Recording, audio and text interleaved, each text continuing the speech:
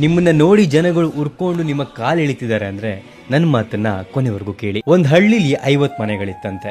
ಆ 50 ಮನೆಗಳು ಕೂಡ ರಾತ್ರಿ ಕತ್ತಲಾದ್ಮೇಲೆ ಬೆಳಕನ್ನೇ ನೋಡಿರ್ಲಿಲ್ಲ. ಬಿಕಾಸ್ ಅವ್ರ ಊರಿಗೆ ಎಲೆಕ್ಟ್ರಿಸಿಟಿ ಇರ್ಲಿಲ್ಲ. ಸೊ ಆ ಊರಿನ ಜನಗಳಿಗೆ ಕತ್ತಲಲ್ಲಿ ಇದ್ದು ಅಭ್ಯಾಸ ಆಗಿ ಹೋಗಿರುತ್ತೆ. ಬಟ್ ಒಂದು ದಿವಸ ಒಬ್ಬ ವ್ಯಕ್ತಿ ಆ ಊರಿನ ಬಿಟ್ಟು ದೂರದಲ್ಲಿರುವಂತಹ ಪಟ್ಟಣಕ್ಕೆ ಹೋಗ್ತಾನೆ. ಕಷ್ಟಪಟ್ಟು ದುಡಿಮೆ ಮಾಡಿ ಒಂದು ಲಾಟಿನ್ ತಗೋಬರ್ತಾನೆ. ರಾತ್ರಿ ಆಗೋ ಹೊತ್ತಿಗೆ ಆ ಲಾಟಿನ ಹಚ್ಚಿ ಅವ್ರ ಮನೆಯನ್ನ ಬೆಳಗಿಸ್ತಾನೆ. ಈಗ ಮಿಕ್ಕಿರುವಂತಹ 49 ಮನೆಗಳ ಜನಗಳಿಗೆ ತಲೆ ಕೆಡುತ್ತೆ, ಹೊಟ್ಟೆ ಉರಿಯುತ್ತೆ.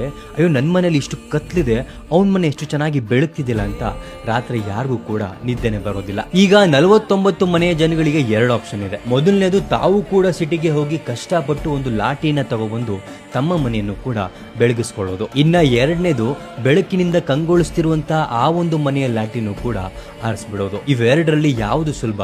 ಮತ್ತೊಬ್ಬರ ಮನೆಯ ಬೆಳಕನ್ನ ಆರಿಸೋದು. ಸೊ ಆ ಜನಗಳೆಲ್ಲ ಸೇರಿ ಗಲಾಟೆ ಮಾಡಿ ಆ ಮನೆಯ ದೀಪವನ್ನ ಆರಿಸ್ಬಿಡ್ತಾರೆ. ಸೊ ನಮ್ಮ ಜೀವನದಲ್ಲೂ ಕೂಡ ಹೀಗೆ, ನೀವು ಬೆಳೀತಿರೋದನ್ನ ನೋಡಿ, ನಿಮ್ಮ ಮನೆ ಚೆನ್ನಾಗಿರೋದನ್ನ ನೋಡಿ ತುಂಬಾ ಜನ ಉರ್ಕೋತಾರೆ. ಅವರು ಕಷ್ಟಪಟ್ಟು ನಿಮ್ಮ ಲೆವೆಲ್ಗೆ ಬರೋದಕ್ಕೆ ಆಗದೆ ಇದ್ದಾಗ ಅವರ ನೆಗೆಟಿವಿಟಿಯಿಂದ, ಅವರ ಚುಚ್ಚು ಮಾತುಗಳಿಂದ ನಿಮ್ಮನ್ನ ಅವ್ರ ಲೆವೆಲ್ಗೆ ಎಳೆಯುವಂತ ಪ್ರಯತ್ನ ಮಾಡ್ತಾರೆ. ಸೊ ಅಂತ ಜನಗಳಿಗೆ ತಲೆ ಕೆಡಿಸ್ಕೊಳ್ದೆ, ಅಂತವ್ರಿಗೆ ಎಂಟರ್ಟೈನ್ ಮಾಡದೆ, ಅವ್ರನ್ನ ಇಗ್ನೋರ್ ಮಾಡಿ ನಿಮ್ಮ ದಾರಿಲಿ ನೀವು ನಡೀರಿ. ಈ ಮಾತುಗಳನ್ನ ಯಾರು ಕೇಳಿಸ್ಕೋಬೇಕೋ ಅವ್ರಿಗೆ ಶೇರ್ ಮಾಡಿ.